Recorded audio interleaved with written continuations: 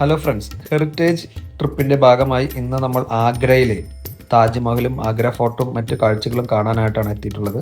So welcome to Agra. Breakfast ഇവരുടെ traditional food തന്നെയാണ് കഴിച്ചത്. ചപ്പാത്തിയും തൈരും സബ്ജിയും ഉരുളക്കിഴങ്ങും ഒക്കെ. അങ്ങനെ നമ്മൾ നേരെ താജ്മഹൽ കാണാനായിട്ട് പോവുകയാണ്. ഇന്ത്യൻ സിറ്റിസന് വെറും 45 രൂപയാണ് ഓൺലൈൻ ടിക്കറ്റ് എടുക്കാനുള്ളൂ.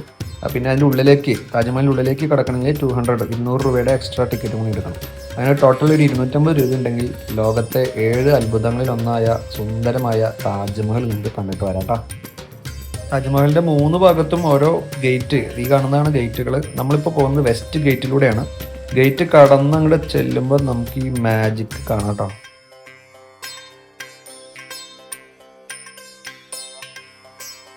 മുഗൾ ചക്രവർത്തിയായ ഷാജഹാൻ 1632 തൻ്റെ പ്രിയ പത്നിയായ മുംതാസിൻ്റെ ഓർമ്മയ്ക്കായി നിർമ്മിച്ച ഒരു ശവകുടീരമാണ് സത്യം പറഞ്ഞാൽ ഈ താജ്മഹൽ. ഇത് കാണാൻ ഇന്ന് ലോകത്തിൻ്റെ നാനാഭാഗങ്ങളിൽ നിന്നും ലക്ഷക്കണക്കിന് ആളുകളാണ് ദിനം പ്രതി വന്നുകൊണ്ടിരിക്കുന്നത്.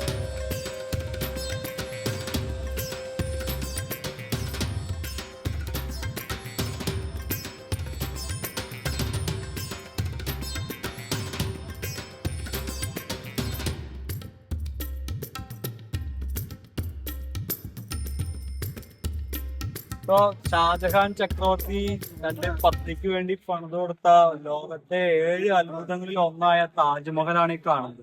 വെണ്ണക്കൽ കൊട്ടാരം ഇതല്ലേ കാണേണ്ടത്. Love India, love Taj Mahal. താജ്മഹലിൻ്റെ ലെഫ്റ്റും റൈറ്റും, അതായത് നോർത്തിലും സൗത്തിലും ഓരോ ഗേറ്റുകൾ കാണാം. പിൻഭാഗം കിഴക്ക് ഭാഗത്ത് യമുന നദിയാണ്.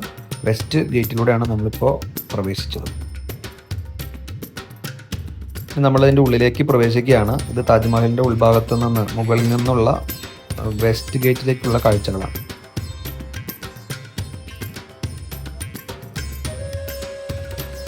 വെണ്ണക്കൽ മാർബിളിലാണ് ഓരോ ഭാഗവും ശില്പങ്ങൾ നിർമ്മിച്ചിട്ടുള്ളത്.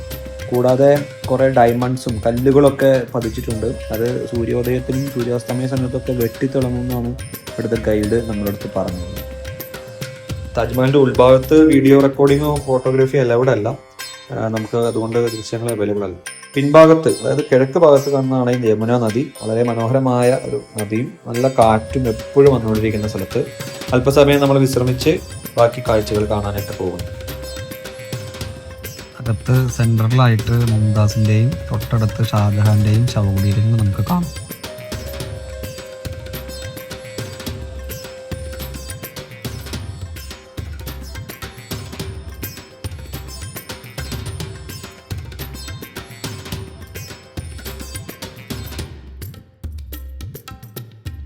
ഉച്ചയ്ക്ക് ഭക്ഷണം കഴിക്കാൻ കയറിയ ദാബയുടെ കിച്ചണിൽ ഒന്ന് കയറി റൊട്ടിയും നാനൊക്കെ അവർ ഉണ്ടാക്കുന്നതൊന്ന് കാണാൻ വേണ്ടി.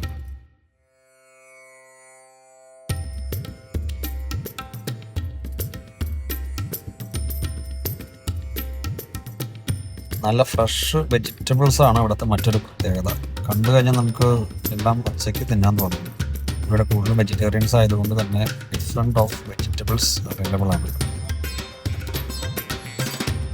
ഇനി നമ്മൾ പോകുന്നത് വളരെ ഫേമസ് ആയ ആഗ്ര ഫോർട്ടിലേക്കാണ്. ചെങ്കല്ലുകൊണ്ട് നിർമ്മിച്ച അടിപൊളി ഒരു ഫോർട്ടാണ്.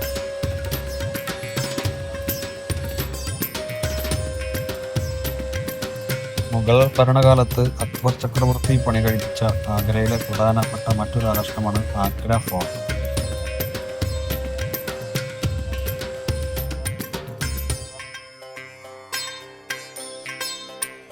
റെഡ് സ്റ്റോണിൽ നിർമ്മിച്ച ഒരു വിസ്മയം തന്നെയാണ് ആഗ്ര ഫോർട്ട്. വളരെ മനോഹരമായ രീതിയിൽ തന്നെ അതിൻ്റെ രൂപഘടന, മുറ്റത്ത് നല്ലൊരു പാലസ് പോലെ തോന്നുന്ന ഒരു കൺസ്ട്രക്ഷനും ആണ്. ആഗ്രയിൽ നിന്ന് നമ്മളിനി അമൃത്സറിലെ കാഴ്ചകൾ കാണാനാണ് പോകുന്നത്. അടുത്ത ബ്ലോഗിൽ കാണാം. ബൈ.